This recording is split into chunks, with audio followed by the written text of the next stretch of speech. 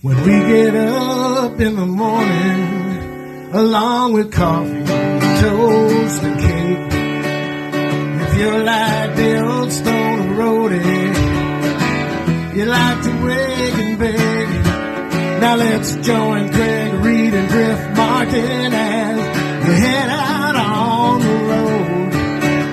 So sit right back, buckle right in. It's a Wake and Bake Morning Show. It's a Wake and Bake Morning Show. It's a Wake and Bake Morning Show. Good morning. The Stoned Roadie Show, podcast number 173, Wake and Bake, the Morning Buzz, episode 53, action. Alrighty then, looky here, fellow Earthlings. Yes, it's Wednesday morning, 6 a.m. Eastern Standard Time. And so that'd be 5 a.m. Central Time, and it'd be 4 a.m.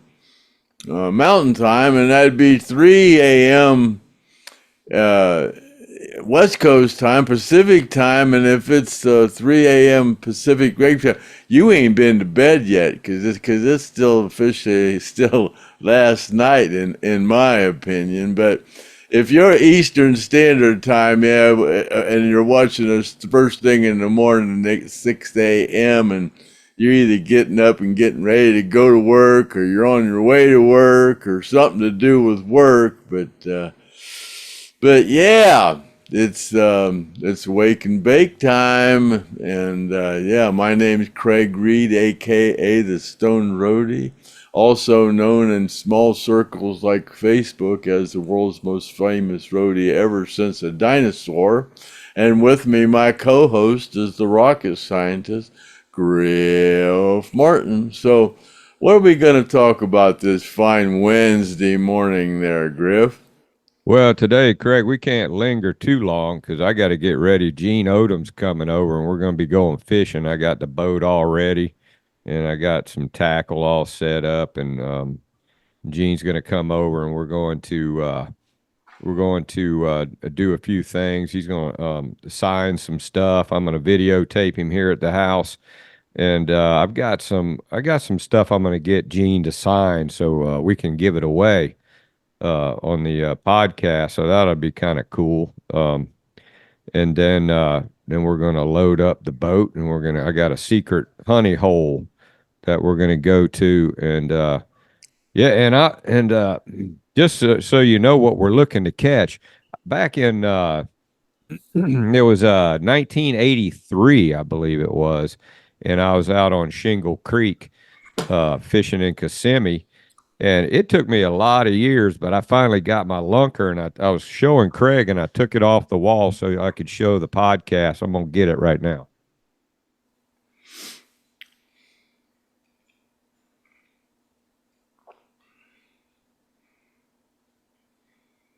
But that's a little over 12 pounds when I caught it. And the game warden, he tried to get me to throw it back in. And there was a couple black ladies there when I was fishing, and they were freaking out. They were wanting to take that thing home and eat it, and trying to talk me out of it. But yeah, that was that's what we're looking to catch right there. And we're going to cheat a little bit because we're going to use some shiner, so we'll see what we can get. But I don't know if we get something that big, that'll be kind of crazy. But anyway, yeah, we're going to go out on the lake, and I'm going to videotape it and get a lot of good footage of Gene. We're going to tell some stories, and Gene's going to tell some stories. He's got a couple that he's already told me that we're saving. One about where he was out in the boat fishing, he got thrown in jail. That's pretty funny. And I was telling Craig, Gene can't swim. Craig didn't know that. I didn't know Gene couldn't swim either. Oh, when you were telling me that story about that, I thought that was the excuse that he told the judge. No, that's true. And that's how he got out of Oh, okay. Yeah. I thought that was what he told the judge to get out of the situation he was in. No, it was serious. Yeah, he that's swim. That's odd. Seems like if Ronnie would have known that, he'd have thrown him out of the boat at one point or another. Yeah, Well, and he I bent over and he just took his foot, pushed it in his butt, and pushed him overboard. That and when was we something were Ronnie would talking have about done. that, you were telling me about how Ronnie was teaching you how to jigger fish, and I'd never heard Oh, that story people! before. I tell them I used to fish with Ronnie, but I would only fishing for the world record bass. 24, 25 pound bass. That was the only thing I was ever fishing for. And they were going, well, what was the biggest bass you ever caught? I said, I never caught any. Well, not out there with Ronnie or nothing. But yeah, when I was fishing with Ronnie, it was just fun casting that big old bait, hoping I would catch a big old 24, 25 pounder worth $1 million. And then Ronnie would teach me how to reel it and pull it back and jerk it and make it look real and stuff. And then he's the one that taught me how to jigger fish with a cane pole, a big old long cane pole. It's just like 18 inches of line on the end of a cane pole, and you just put put a big old jigger doodle out there or whatever you call them, a little fuzzy thing, and lay it out on a lily pad, and then just drag it off and shake it around and hope a big old bass comes there and grabs it. And yeah, I guess if a big bass grabs it on the end of that cane pole, you really got your hands full pulling him in. One of them 12 pounders would have be hell Yeah. on the end of a cane pole. What time of day were you guys doing that jigger fishing? Oh God, I don't remember now. I don't remember exactly. Was that in bad company or was it? No, we go down there to Delancey and just rent a boat. They just had boats down there to rent. Rather than take one down there, we just rent a little boat down there, just like we did in the camper, the movie I took of the camper down there. Same kind of situation. Yeah, well, I don't recall ever seeing any video of anybody that had been fishing with Gene. So I think this might be a Stone Roadie exclusive. Fishing Yeah, with Gene, yeah, yeah. fishing with Gene Odom. Now, I mean, I was out that lake not too long ago, and I got one bite and I lost it, and so I mean, we might come back with nothing. So I don't want to hype it. I just want to get Gene out on the lake and have him tell some stories and just be able to say. I mean, I've fished with Gene before, and I actually took Gene to a friend of mine's stocked pond, and he caught 100 pounds worth of fish that day. And I lost my cooler because I gave him my cooler and I never saw it again. No, I you know. imagine people have enjoyed watching the Stone Roadie show, watching Gene fishing. I imagine that'll be amusing for on the Yeah. road with Griff Martin Yeah, and I might in have a Bad little. Company 2, Yeah. TOO. Yeah, I saw that. TOO, yeah. Yeah. I might even have some footage of Gene over there at that pond fishing. I'll see if I can dig it up, and if I do, you'll see it right now. This is fishing with Gene Odom.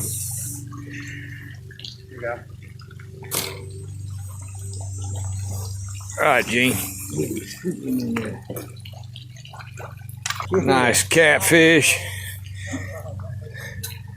Hold that up, Gene. I'm going to get you on video of this right here. This is fishing with Gene Odom. That might make a sandwich, huh, Gene? Teeth are sharp.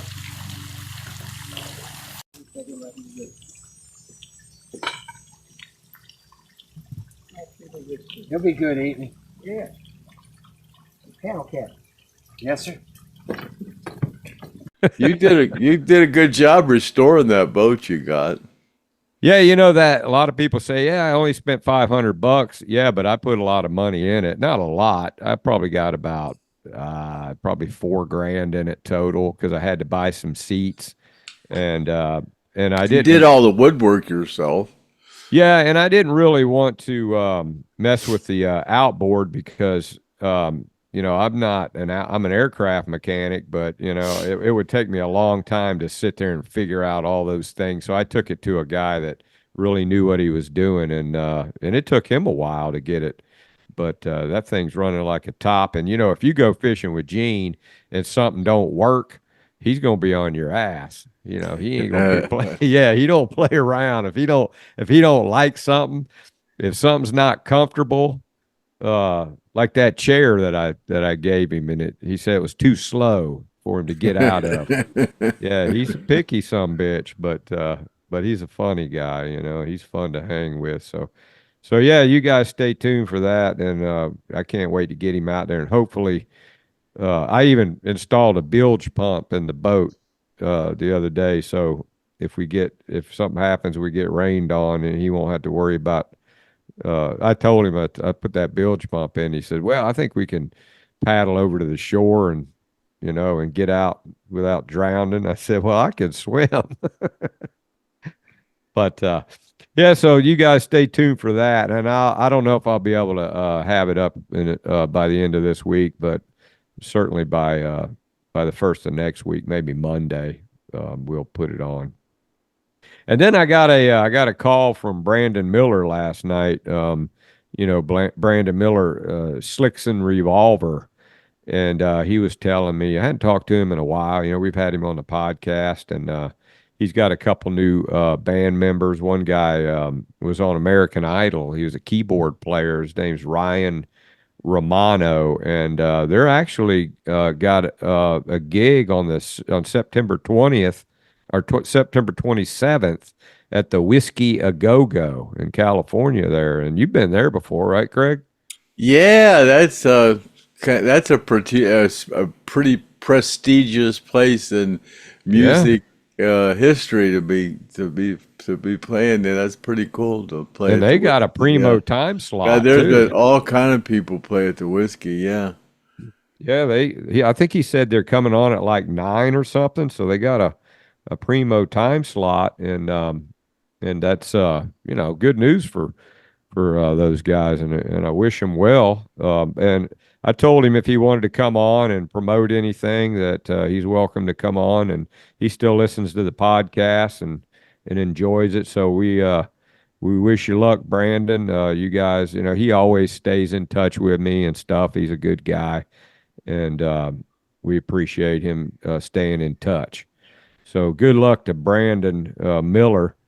And yeah, and then Craig and I were talking early a little bit about some politics, man, about these freaking. And Craig was telling me he found out they're down in Texas seeding the clouds. And how many tornadoes we had this year, Craig? We've had like 286 tornadoes already in the U.S. today. Most of them are in Idaho or up in that normal area. But yeah, that show I watch. Monkey Works. Yeah, he follows all these plane activities, and they show there's two actual companies that do cloud seeding, and that's what they're paid to do, cloud seeding. They don't hide it or nothing, but yeah, it's kind of weird. That's where, and it's I forget who they were saying that was announcing that this stuff is not good for your health. You know, the silver oxide stuff, you know, isn't good for your health. So yeah, they don't seem to get. There's a lot of weird stuff going on with our environment, you know, and people talk worried about global warming, and I got all this other, they're spraying us with all these chemicals, and you're not worried about that, you know. It's y'all are a bunch of nuts. Yeah, and that there's a lot of mental illness going on out there. That friend of mine up there in Missouri that hooked me up with that guy who went to school with Steve Gaines has tornadoes coming through all the time up there right now, and I don't know how those people live out there in Oklahoma and Missouri and Texas with all those tornadoes. And they just raised the rates, the insurance rates in Texas for your homeowners insurance and stuff. They just raised it outrageously. And now they're down there seeding the clouds. There's some strange stuff going on with politics these days. Yeah, they're trying to start some shit. And I've been hearing more and more stuff about this bird flu now that's jumped from cattle to man now. And I think they're getting ready to try to kill a bunch of cattle so they can print out some beef and sell it. And that damn Bill Gates, he's probably behind it, allegedly behind it. But yeah, a lot of mean, crazy shit going on. It's getting ready to get worse. So that's, I guess, enough. That's for the political corner on the Stone Roadie show. Nothing will surprise me these days with that. But yeah, you were talking about Disciple Dave said that Mark Frank been in the hospital and just had some stents installed. And, and he's been in the hospital. I guess he's been at home sleeping a lot or whatever here lately. So our plane crash survivors, they're going through some hard times, and we got some money to send him out here. And next month we'll be sending out all this money we've been collecting. We still got a little more coming in slowly. And then, our buddy, wheelchair Chuck, I guess he was. I guess he was doing some exercise, getting ready for this wheelchair race, and overdid it, and ended up in the hospital. Something of that nature. That's from what I can understand. So, dude, trying to lift weights and blew out his pucker string. I don't know what happened. I guess he said he was overworking for the Olympic tryouts or something. Ended up in the hospital. So I don't know. Poor guy, man. It's all supposed to be about fun there, wheelchair Chuck. If Craig beats you, that's okay, man. Craig's not really in a wheelchair like you are, so but. Take it easy, man. Don't get carried away. We're just trying to have fun here. So, but God bless them all, and I hope they all get better. I see Mark Howard; he's back on with his podcast and doing really well. And he's got 10,000 subscribers, and we're floating around here with a little over 2. So I don't know what the heck he must be way more interesting than we are, but that's good because he's getting paid. He's monetized, I'm sure, and so you guys go and watch true backstage road stories, and like and subscribe on his channel too. And the last one he did had to do with the memorial service. Yeah.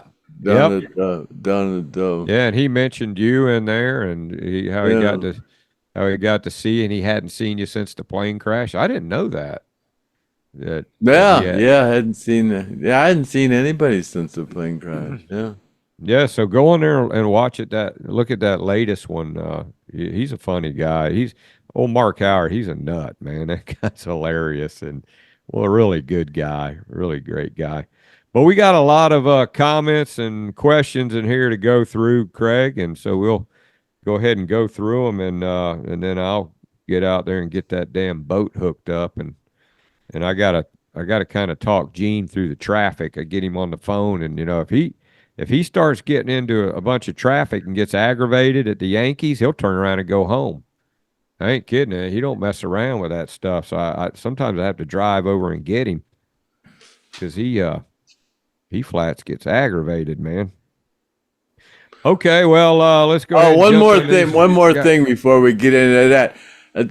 Talking to cousin Figel, and I just called him, and he wasn't feeling so good. But he wants to. There's Ronnie's hat there, but he's got one of Ronnie's hats, one of the first ones that Judy put up for auction at the for the foundation. He got the first one, and he's got it signed by a lot of people on the inside, and got pictures of Melody putting on his head and stuff, and yeah, he wants to try to have us get rid of it for him here on the podcast, or either on eBay.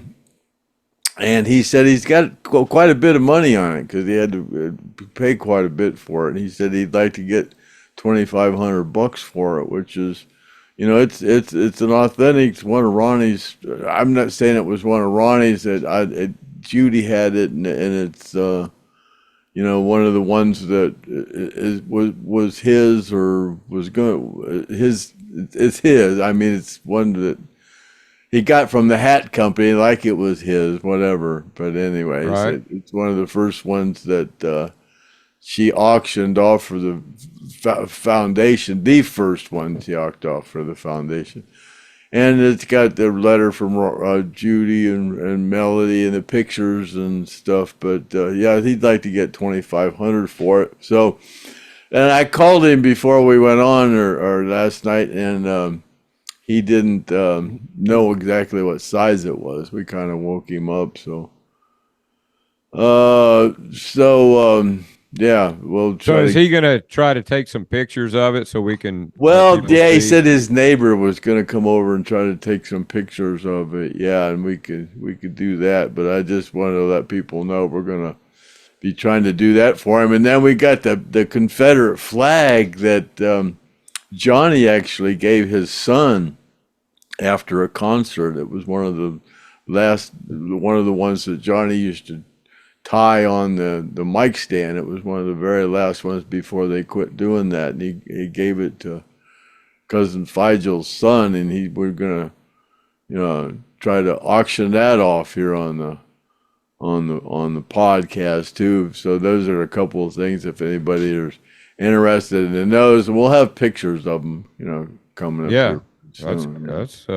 that's a pretty that's yeah, some pretty Cousin cool Faisal, items. he's not doing so good, you know. He's you know, not feeling very good these days. He's awful dizzy, and his kidneys are hurting.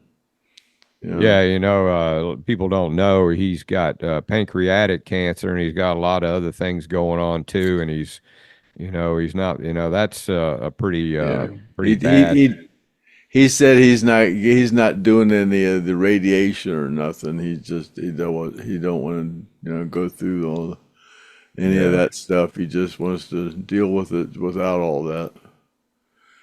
Okay, well, you guys keep him in your prayers. There's a lot of people in the comments that are mentioning that they wish him, to have a comfortable, transition, which, that's a pretty much a terminal thing. And so there's nothing he can do about it but stay comfortable. And the poor I'd be guy, interested in that hat, but if it's an authentic Ronnie size, I know it's too small for me because I got a big old water head. yeah, I know. I had a heck of a time finding a flight attendant that could find a captain's hat. I got a 7 5/8. So I used to take care of his hats. I think his was just like a 7 3/8. Yeah, so. What did you do to the hats? Did you keep them clean and I was the one that secured the endorsement with Charlie One Horse and Texas Hatters. Do you know how Ronnie came about, picking out a hat that he thought would be a good hat for him to wear? How did he do that? I don't really recall that. He just. Did you know him before he started? Oh, he found that style hat, and then I kind of called Stetson, and I don't exactly remember the exact sequence of events that came around to getting them through Charlie One Horse and Texas Hatters, but yeah. So you must remember the first hat that he got then. From them, yeah. Yeah, from them. But the one he got, I don't know where he got the very first one, but it was similar to the ones we got off of Texas Hatters. Well, the hat that he has on in that picture, is that one of them?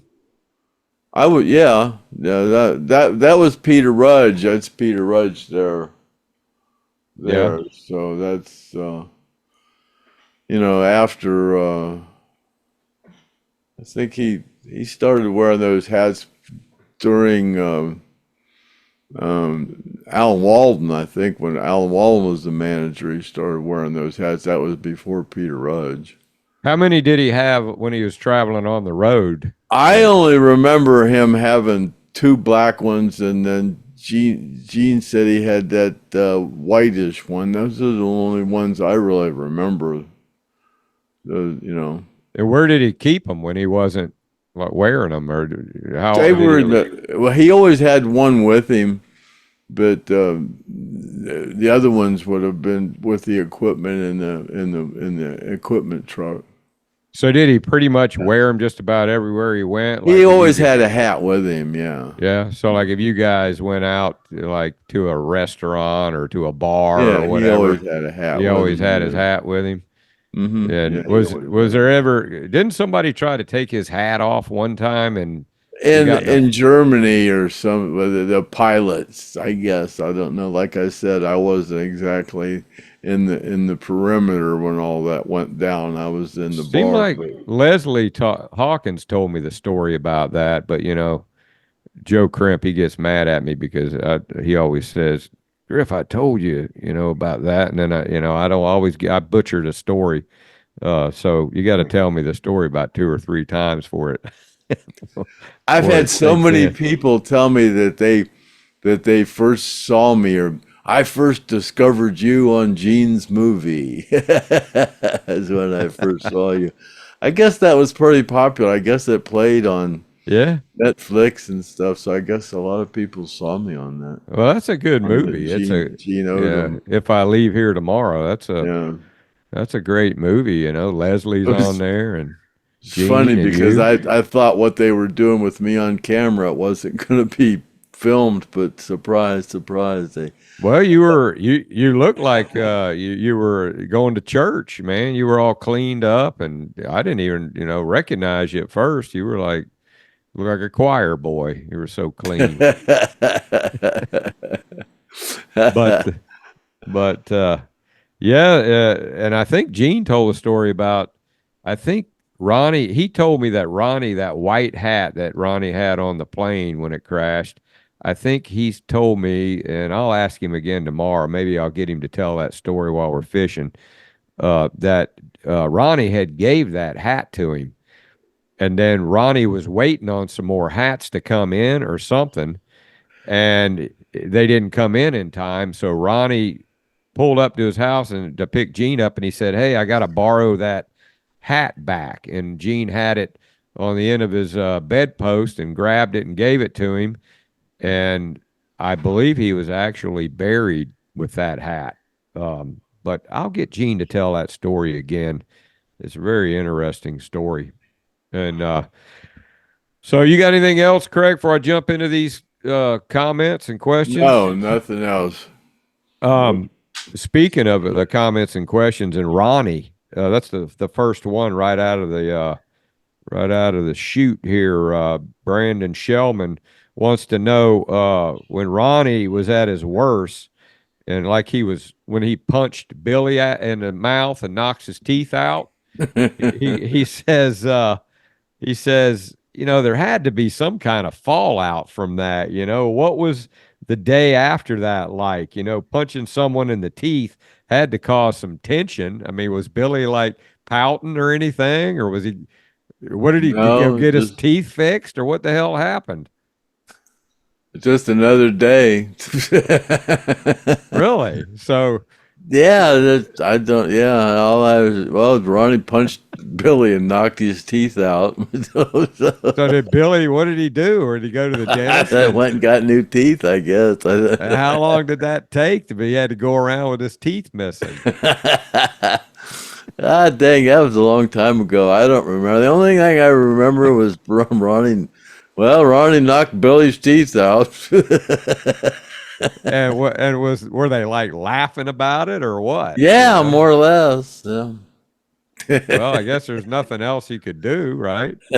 I mean, he used to kind of pick on Gary and Billy the most, right? But didn't he wasn't it usually Gary and Billy that he No, he didn't really pick on Gary. It was really Billy and I don't know. I don't know. Billy and Leon? Yeah, Bob. I don't know. Yeah, I Damn. don't know. Well, I guess, it's if you got a thin skin and you were in Lynyrd Skynyrd, it just wasn't going to work out, and maybe that's why Ed King wasn't digging all the violence like he said on that one interview. He said, "Man, I'm from California and I wasn't digging all the violence." So he'd had enough. Um, I recently saw and maybe you guys can go look this up on YouTube, where this guy he had some stuff that he was doing a show and tell on a YouTube video. He knew Gene, and it was kind of coincidental that I ran across that YouTube video, and he claims he's got the meter can off a Hell House and some studs that came out of the Hell House wall that are in the wall of his house, and the meter can is actually installed in his house, running power to his home from the Hell House meter can. Which he also had a fishing reel of Ronnie's that he had restored, and there's a picture of Ronnie on the phone with a beer can. It's a Budweiser beer tall boy, and he shows in that video that beer can and claims that was the actual beer can in that video. So if anybody's seen that and knows that guy or whatever, I'd like to get that guy on here. Seemed like when I was fishing with Ronnie, he used an Ambassador 5000 bait caster, one of those red ones. Yeah, that's the same caster. one my father used to use, was an Ambassador, the red Ambassador bait. That was like the 5000, yeah. That bait caster, yeah. That one I use is it's a Shimano, but it's a good reel. And I don't know what Gene's bringing tomorrow, but we'll find out. But yeah, okay. Brandon Shellman, great question. And Crazy Kimmy's asking for prayers for something, and then the next minute she's throwing out some explicit words. I don't know what's going on, Crazy Kimmy. Or if you got something going on, you guys, when you're like if Jesus for Survivors, I mean, he's kind of like, our head prayer master. And man, if you can say some prayers for Mark Frank and Crazy Kimmy and cousin Figel, prayers are definitely powerful things coming from the right people. And Jesus for Survivors, he's the guy to do it. And then all you other folks out there listening, say some prayers for Kimmy and cousin Figel and Mark Frank and all the survivors. They can use it. So let me see what else we got here. Yeah, Autumn Honecker. This has kind of come up before, but we'll go over it again. And I don't know if Autumn Honecker is a man or a woman. That's kind of one of those,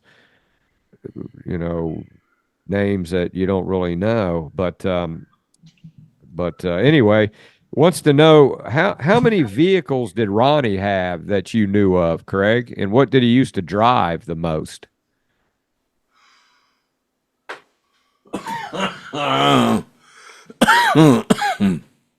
Caught me. Didn't he have a Mercedes?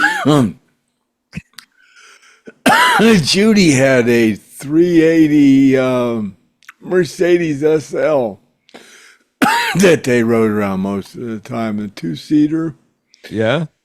And then he had that 53 Mercedes Cabriolet that had the picture in the People magazine with Johnny and Lacey and everybody. Oh, okay, yeah, and Judy's in that picture. And then he had that 72 Jeep CJ6 that Judy it was used. It was sitting alongside the road. So I don't know, some car lot. Yeah, that's where it was.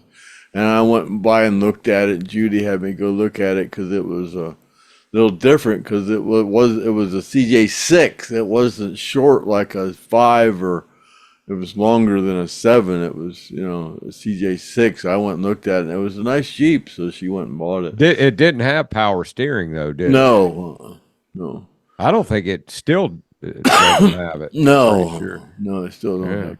Unless he put it And in. did she get that for him to pull the boat with? Bad Company. Yeah, Yeah. they pulled Bad Company around with that. Him and Gary did. Yeah, Ronnie and Gary fished the most together, and then I guess I fished with Ronnie after that. It was me and Ronnie that fished the most together. But I only fished with him, I don't know, 4 or 5 times. I don't know. But then I guess Gene was away and Gene was working. I didn't. I thought Gene fished with him when they were kids more than they did. But Yeah. He used to fish when they were kids, but then Gene got drafted, and Gene tells a story how when he came back from Germany, I think he was in Germany, and he had to go back to iron working, and Ronnie would come pick him up at lunch, and then all the guys would say, "Who is that?" So that's my buddy Ronnie Van Zant. They get the hell out of here. That ain't Ronnie Van Zant. Yeah, it is. And they go down there, and Ronnie'd say, "Yeah, that's me," and so he used to tell Gene, he goes, "Gene, man, you need to just come be my security and quit this freaking crazy working out here on the damn iron, and I'll make you the richest security guard in rock and roll history," and Gene kept saying, "Nah, I don't really want to do that, man. I got a pension coming and something happens." And then Ronnie kept saying, "Man, you need to come work for me." And he finally talked him into it. So I don't know if I can remember to get him to tell that story, but I'll try to remember that. And yeah, he told me the same thing. He was going to make me the first roadie millionaire. I said, well, I think Red Dog kind of might have achieved that goal. And he goes, well, you wouldn't mind being the second, would you? I goes, no, not at all. and I think he would have. Oh yeah, it was coming. Well, you got all that money buried around your property, or oh yeah, you got jars of it. Okay, got a lot of good memories. That's all. Yeah. Like your all it counts. That's all. When you die, that's all you can take with you is your memories. You got that right. Yeah, you need to have as much fun as you can while you can before you can't anymore. Tapey here, that's not to be confused with TP. Tapey wants to know, I guess when I put that video up, a lot of people liked that video that I put up of Gene out there at the Hell House property on the dock and then out the railroad bridge, which that video, like I was saying, was when I first met Gene, and I had just had back surgery and hip surgery from getting ran over by that car. And Gene was kind of, he was being real nice and walking slow so I could keep up with him. And, we were both crippled. We were both trying to climb up that Gene said, "I'm not even going to try to climb up that side of that trestle over there." And it was hard, man. It was slippery. But this question here refers to the Hell House dock. And if you look in the video, there's 3 posts that are sticking in the ground. And I asked Gene about those posts, and those posts that are sticking out there were not there during the when the Hell House. Gene said they came later on after Skynyrd, and what they were is they had some fence put up out there to keep some damn goats or dogs or something in, but it didn't have anything to do with tying horses to or anything like that. But yeah, those posts, I'm sure they're probably ripped out of there by now. And that cedar tree that Gene was talking about, where you used to be able to identify where the Hell House stood, because that cedar tree was there during that time. And I actually went out there with Gene and cut a limb off of that cedar tree, and I have that limb, and I'm trying to figure out what I want to do with it. And I got a picture of me and Gene holding that limb, and if I can find it, I'll put it up on the podcast right now, so you guys can see it. They're But building a house out there. I saw pictures of them building a house out there. are they building the house now on that property? Yeah, yeah. There's a house going up there now. Yeah, it's under Yeah. construction. Yeah. Well, that dock is gone, and it's where they're Oh, the whole building that dock's house. gone. Yeah, it's gone. They took it down. And where they're building that house, man, that's hallowed ground right there. Those people are going to be sitting in their living room watching TV, right where 3 albums were cut, where some of the most famous Southern rock you ever heard in your life was created, which is just I wonder crazy. why they take the dock down. I mean, anybody that would live there would want a dock there, I would think. Well, they've got really fancy docks out there now. They've got, and if you look I at guess that they're gonna video build one. where me and Steve Reynolds went out to Hell House and to the Hell House dock in his boat, you can see all those fancy docks that I mean, Yeah, they're gonna build a new one. Yeah. yeah, they're going to build, but from what I understand, they promised to keep the dock structure. I guess all the part that held the actual dock boards, which Gene's bringing me a board over to today and I'll videotape him with it. So they're saving, I guess, as much as they can of what's left of that dock. So that whole Hell House is that property is just all, you wouldn't even recognize it. It's a shame. And what I videotaped was when that housing development first came in there, and that was before they built too many houses, and there was 1 or 2 of them out there, and you could still see, the way it looked, but they had roads cut in there and everything. But it's a damn shame. So yeah, those those 3 posts, they're probably gone now, and they weren't there when the Hell House was originally, when the band was playing there. So and next question or comment, Jeff says, Craig, sell it all and enjoy the money. You can't take it with you. Which kind of goes right in line with what we were talking about. So that was good timing. Roger Johnson. I gotta leave some of it to my for prosperity or whatever they call that. Yeah. Or yeah. You got to leave some stuff for family to fight over.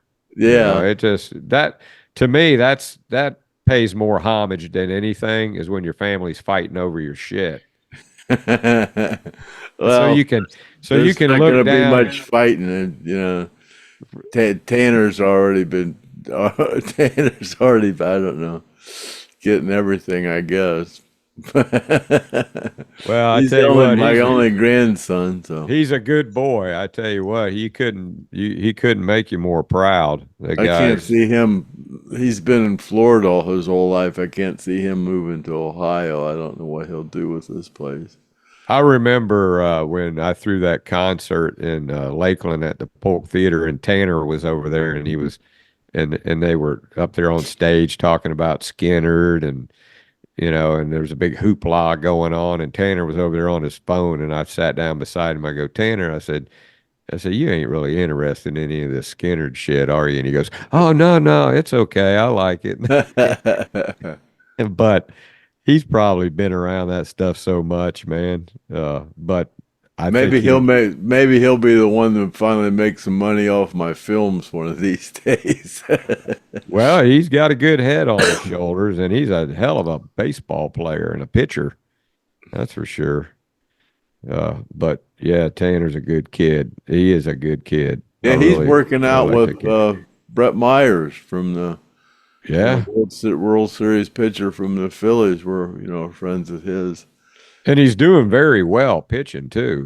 Yeah, he's doing good. Yeah. He ended up to be the number one pitcher as a freshman for the college team. So that's Yeah. pretty cool, He's consistent. He's got a great arm, and those what's scary is a lot of those coaches they try to you know wear your arm out. Sometimes you got to tell them, hey, I'm not going to do that. Just save your arm so you can because that's a career ender if you get an injury. So I His think his favorite his favorite player come back to Cleveland today, Francisco Lindor.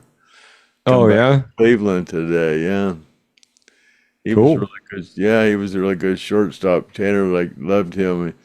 One of his gloves, I had to get him one of his Francisco Lindor glove.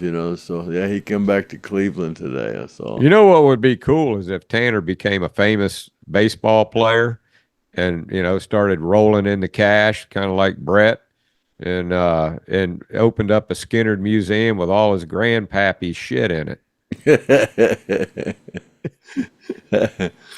So be he, thinking about that, Tanner. he said, I heard he asked Tanner, he said, "You think Grandpa would mind if when he dies I renovate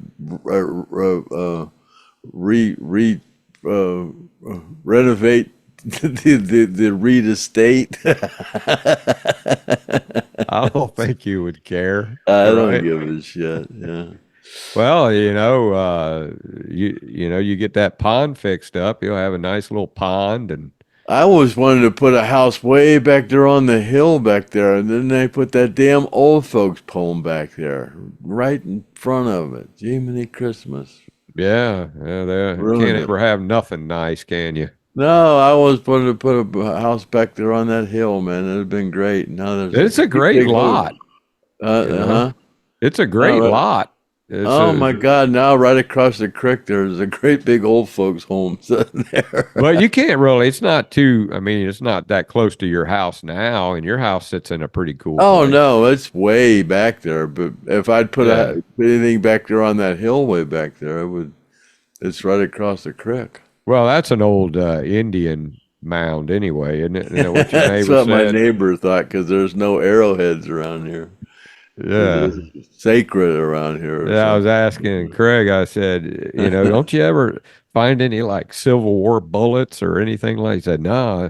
And he said that the neighbor said that there was some kind of a like an Indian mound there, and they didn't do anything like that because He it was. he just thought something was funny because there's no arrowheads around here like that, so they didn't hunt or nothing around here because it was sacred. There's a hill back there he thought was sacred or something. I don't know.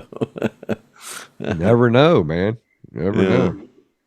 Oh, okay. Well, back to the questions here. This Roger Johnson, this Kagi guy that he's talking about. Need to get him on. He seems like he knows a lot. That's Kent Griffith, and he's been on the podcast before. And him and Brandon Campbell. I know Brandon's mentioned something about coming on. I'd like to get Brandon Campbell on here because he's really knowledgeable too. And those two guys I heard he together. said he would come on. I heard Yeah, he Brandon did. said he would Yeah, he come said he'd on. come on. So I'm gonna have to reach out to him. But we got Gene coming up here this week, and then we got Chad's mother and Craig's ex-wife coming on hopefully next week. So we got a lot of good guests coming on. As soon as things calm down, we'll get Kent and Brandon on here, and those guys. They were kind of wanting to talk, I think, about Gary's guitar collection. There's a lot of skin information having to do with Gary's guitar collection that he had that Craig didn't even know he had.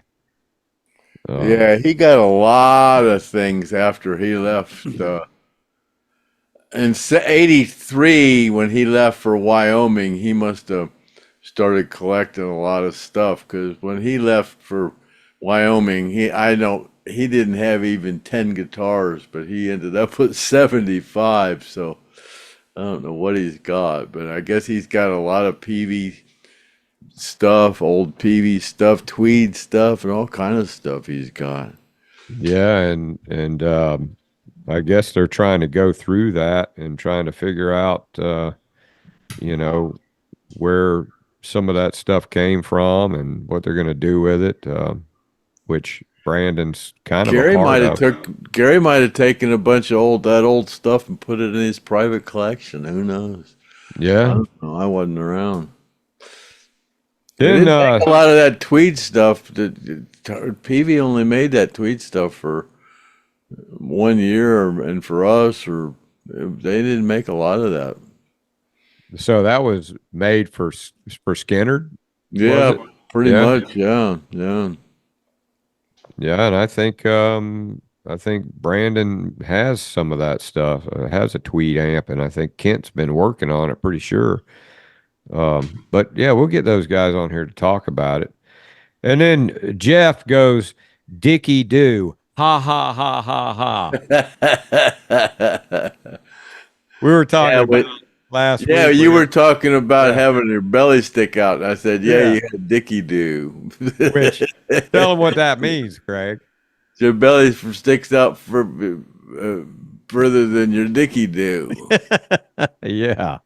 So, I don't really have that problem. I can see mine all right. It's not that sticking out that far yet. So, but we're not going to talk about. We're That's not when going to you go can't into. see your shoes. Yeah, and there's a lot of people, a lot of guys, man, that got big old bellies, and I don't know how they see their penis if they can. 'Cause, I mean, there's some freaking guys got some huge bellies. Dunlops, yeah. They got to pull up their belly to button their pants. Then, and Brian Gibbons, hey, if you're listening, Brian, send Craig. Do you have his phone number? Yeah, Send it to me so I can give him a call, and we want to get him on here and talk about the fat shaming diet that he's lost so much weight on, and he's wanting to get on here because he feels like people are kind of picking on Craig, and when Craig's helped him out, and there's Craig's a big influence, and we got those refrigerator magnets coming pretty soon, so Craig might start a new fad here. Diet. Close that door. You're not hungry. You're just stoned. So it's not the Jenny Craig diet, it's the Craig Reed diet. You're not hungry, you're just stoned. And fella Brandon here says that there's a video from, I don't know if you remember this, Craig, back in 1981, and maybe it's like some kind of a skit that Skynyrd did. And it looks like Johnny Van Zant is lip syncing in a courtroom, and a guy's playing an explorer that looks like Alan Collins, and the person that's the judge looks like Lacey. You know anything about that? Yeah, that's a video. What is that? What's that? That's a song that Johnny did. God.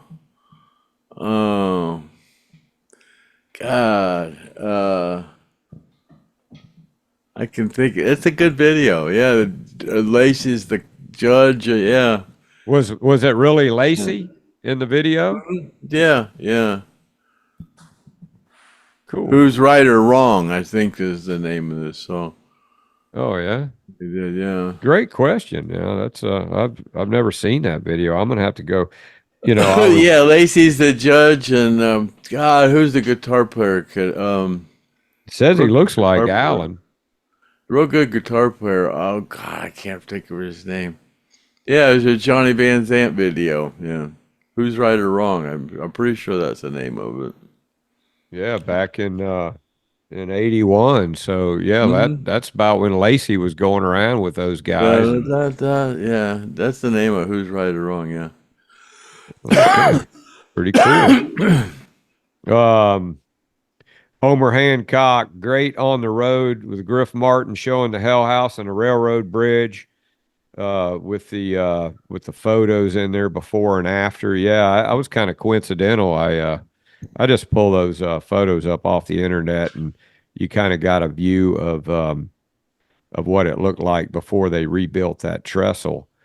And I actually have a piece of the one of the columns that held that trestle up. And when Gene comes today, I'm gonna pull that thing out, and maybe I'll have that damn piece of cypress tree and that piece of Hell House dock and that trestle wood, and we'll have Gene hold it in his hand, and we'll take a picture or something. But those are unique artifacts that came from the Hell House property that he's going to be. I think I'll get him to sign a letter of authenticity for that or something. So yeah, appreciate the. That's an old video that I did a long time ago with Gene, and it's a very well viewed video. A lot of people like that video. A lot of people don't realize that was me filming that, but yeah, that was me. If you guys get a chance, it's on the Griff Martin files if you want to go check that out. Let me see what else we got here. Oh, Ketone, great surprise. I didn't think there was going to be a wake and bake on Monday. I ran some errands. When I got home, bam, there it was. I guess he thought we weren't doing any more Monday wake and bakes, but that was only going to be if we did a Saturday night special. And there were some people complaining about that. So Craig said, well, we're going to continue doing them. So, oh God, we just broke so many people's hearts. They go, oh my God, you can't stop doing the Monday morning wake and bake. Oh my God. yeah, I guess I was jonesing. That's probably the time most people want to watch the podcast. Yeah, the Monday. Yeah, because you're depressed about going back to work, and you want to burn one on the way to work. Yeah, so we'll keep doing those, till the creek rises and we can't do it. We keep saying we're going to shorten these. Hell, it was about a month ago we were try to start making them a half hour or 40 minutes, and God, now they've extended themselves to an hour and 20 and 30. And we're trying to, include the viewers by going through these comments and questions, and and I think people are really being involved with it. It's helping things. I think it's making it more interesting because we get a lot of stuff from these questions and comments that jogs Craig's memory. Like that damn tackle box, which any word on that, Craig? No, I've looked in the tent. I don't know. It's around here. You said you ran into a bunch of T-shirts though while you were in there. Yeah, I did run into a bunch of T-shirts. I'd move stuff, and here's a bunch of T-shirts, and I'll just grab a handful and just look in there, just shake my head and throw them back down. Yeah, I got so much stuff going. Yeah, Tanner, get ready, man. One day you're gonna have to go through all that crap.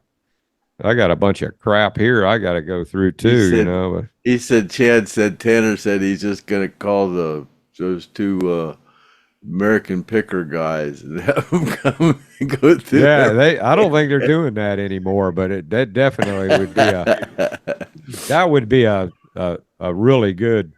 Well, shit, we need to do that. I got 3 motorcycles out there in the barn, I guess. 3 or 4, I don't know. Matter of fact, I think there's a comment about that in here, and we'll go over that. Doug Harris says the Stoned Roadie fat shaming diet plan really works. So he must be on that diet plan. And I think Crazy Kimmy's on that diet, on the Craig Reed diet plan, the Cantaloupe. It works. If you're serious about losing weight, it works. If you're just a procrastinator, it's not going to work. But yeah, if you're serious about losing weight, my method works. Yeah.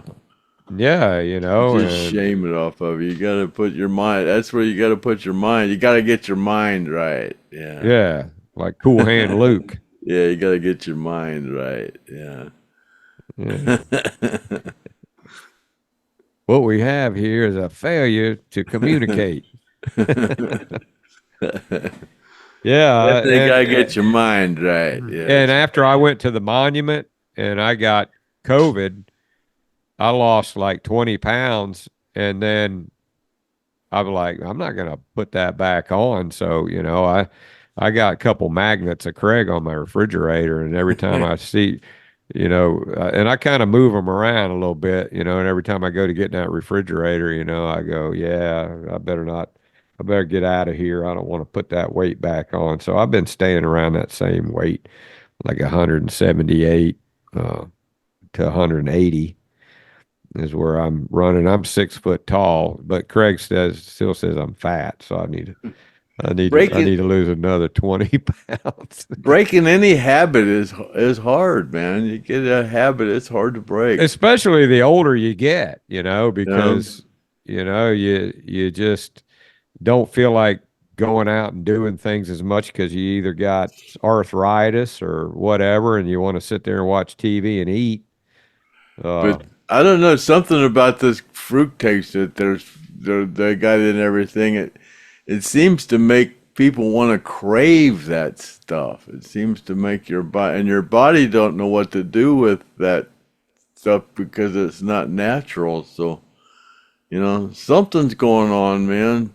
Oh, Jiminy. they're definitely trying to get you fat and unhealthy, so you go make the pharmaceutical companies rich, and they can, you know, they own all the people that run the world and own the world. They got their hands in all this stuff. It's, you know, it's worse than people think it is. Um, oh, let me see here. User speaking for all the listeners, we would love to see Griff Martin on the road going through all of Craig's shit in the attic and basement, which, you know, I'm going to keep bugging Craig about that. And, you know, I'll see if I can get, you know, his buddy Sammy, and we go over there maybe at night when it's cool or whatever, and take a flashlight and at least find some cool stuff, and you know, have Craig hand it to him and have him comment on it. It'll be kind of like American Pickers or something, you Hell, know. that barn that back there where that car is, that barn that's back there, you Yeah, wouldn't believe the stuff that was in that barn that just, you know, the roof fell in. You wouldn't believe the stuff there's that's in stuff in there. there still. Yeah. Like what? Like I said, there's 4 motorcycles in there that are covered up. There's all What kind of kind of motorcycles are they? there's a 750 Yamaha, there's a Really? 1100 Honda, there's a 450 Honda and a 250 Honda. And the roof's all collapsed on top of that shit. Yeah, the roof collapsed in on it. The whole, yeah, everything fell in. I just walked away from it. Man, we gotta There's we all gotta kind have of to stuff back we there. gotta have to work on that, you know, because that would be an awesome podcast to start rooting through that stuff. Because I mean, you know, one of these days, you know, that thing collapses all the way down on it, you know, you won't even be able to get to it. So That was like one of those tragedies. I just said, "Oh well, it's gone." Like the plane crash. Oh well, how old are that's those gone. how old Oh, are it those fell in. motorcycles? Oh, they're I don't know. Them Hondas were 80s. I don't know. Yeah, 82 you think they're something. all seized up? I don't know. I don't Craig, know. I'm gonna have to come pay you a visit, buddy. Those things are I'm gonna have to come pay you a visit. Yeah, all we're gonna have to. that. That's, you know, that's some cool. I mean, not just the value of it, just the coolness of it, in my opinion. So yeah, okay. Well, more on that. We're moving right along here. Oh, Jeff says you should have taken your dental hygienist out to your car and shown her the difference between a groupie and a roadie. My dental hygienist is way too young for me. God, I'm 73. She's a good 25 years old too. I'm a good 25 years too old for her. Yeah, but you never know, man. Some of these young girls, they like these older guys, and you got that Skynyrd But clout. she You never sure is know. pretty, I'll tell you that. I'm like, good almighty knows. Had no idea. uh, and Larry here, he says Craig still has great recall, knowing that Ronnie got the Jeep to pull Bad Company, and that Ronnie and Gary co-owned Bad Company, and yeah, Craig's. I mean, you got to remember I he. had a lot of history with that Jeep. And I'm like I said, I'm the Yeah, one that went and looked at it for before Judy bought it. and then you owned it, and then Johnny got it, right? Did John? Gary got it. Ronnie had it, and he got it off of Gary got it, and then I got it, and then Melody got it. And now Johnny's got it. Yeah, Oh, really? So, well, Melody got it from you Melody then. got it off of me. Yeah, Okay, yeah, yeah. and Johnny still has it, um, and I guess it's been all fixed up too. I guess that car dealership in Jacksonville had something to do with fixing that. Or no, that was the truck. Yeah, that was the truck that. But that The Jeep, Jeep's yeah, been all redone again. He did. He had it all redone yeah, again. Yeah, it looks nice. yeah. That's cool. That he's still got all that stuff, and that guy that I was talking about on that YouTube channel that has Ronnie's fishing reel, he had that thing restored, which I don't think I'd have done that. I think I'd have left it just like it was when Ronnie had it. Maybe get it to working, but he had it all painted, and I mean the thing works like a brand new one, but it seemed like it kind of kills the authenticity of it if you got something that's vintage like that. Um, Yeah, to me, old fishing stuff like that should just be left alone, like old guitars and stuff. yeah, That old yeah. fishing stuff. Just leave it alone. Just Just like if that leave the Popeil pocket, patina on it. that Popeil pocket fisherman. Oh Yeah, yeah, that thing. You wouldn't want to try to go restore that. no. Yeah, I can't wait to lay eyes on that thing, man, to Hell, the see. damn thing's like brand new. It should be. Hell, like I said, I think Ronnie only got that stuff. From what I can remember, that taco box is like just about like new. Even though it was in a plane crash and stuff. But Yeah, hell, it that's might not have been in the plane. It might have not but made it out of the warehouse. It was just in there. That stuff. I can't really remember. It was probably I can't really remember. well. It Once was you either get it in it your was either hand, if they either had it. I don't know. It was in that warehouse. It either came out of the bus or the something they travel with. It had to belong either to Gary or Ronnie. That's why. You know.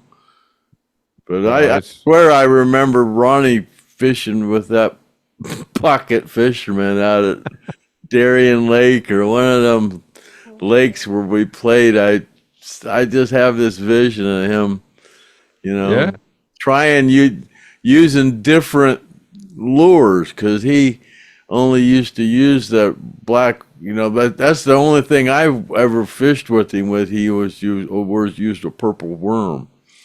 It just seems like he had a tackle box that had some different lures in it. And he was throwing them with that pocket fisherman. I don't know well, it why I makes got that sense. vision, but see, that's just funny, or It him makes fishing perfect with a sense. bobber. I don't know.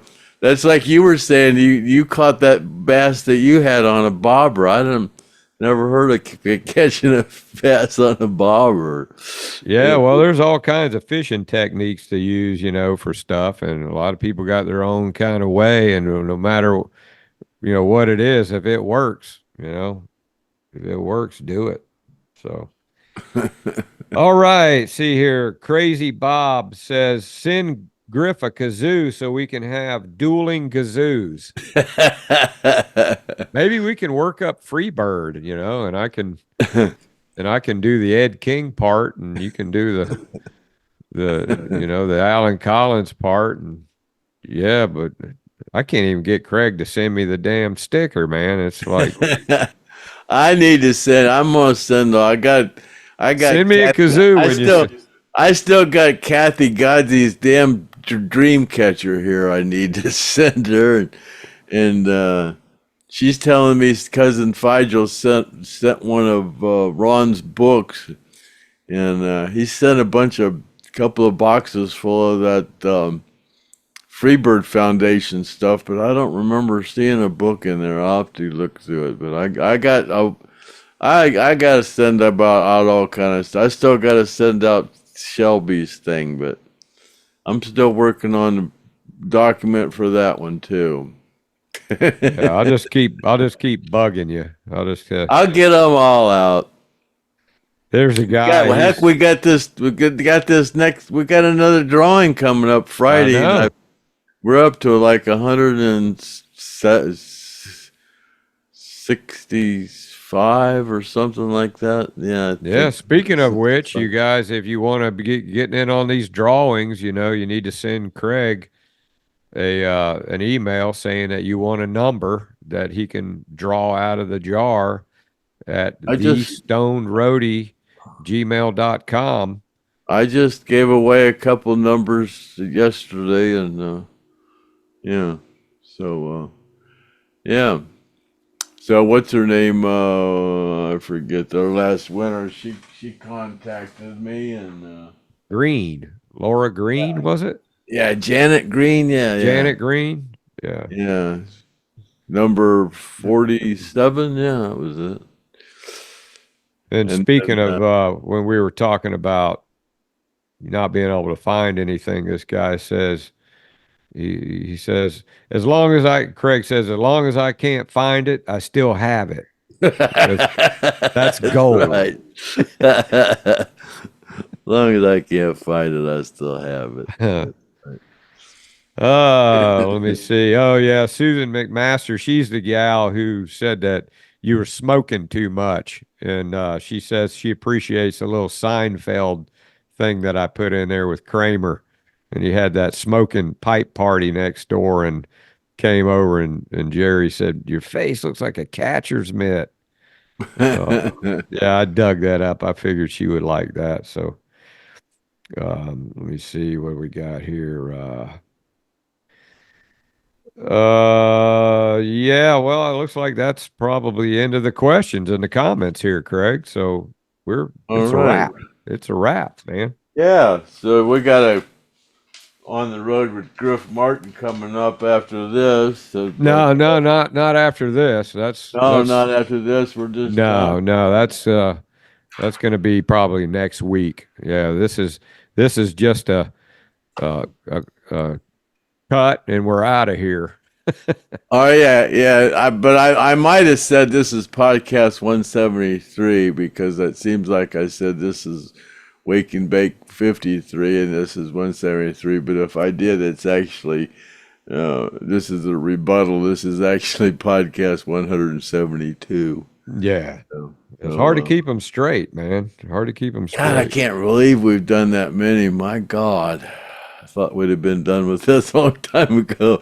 I remember we were going, we got to get to 12, and then what we're going to do when we get to 50? And oh my God, we got 100 coming. My God, we got number 200 coming up. When we get to 200, episode number 50. God, it doesn't seem like that long ago we started doing these wake and bakes. When we get to 200, we'll take a vacation. We do these wake and bakes 3 times a week. My gosh. Yeah, and then you throw a Saturday night special. When's the next Saturday night special? I don't know. I haven't heard from Kathy. She's I don't know when she's going to Colorado here pretty soon, but anyways. So all right, well, we're out of here. Yeah. Yeah. Happy trail.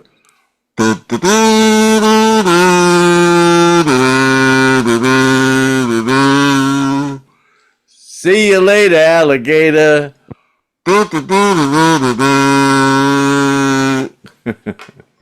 Cut.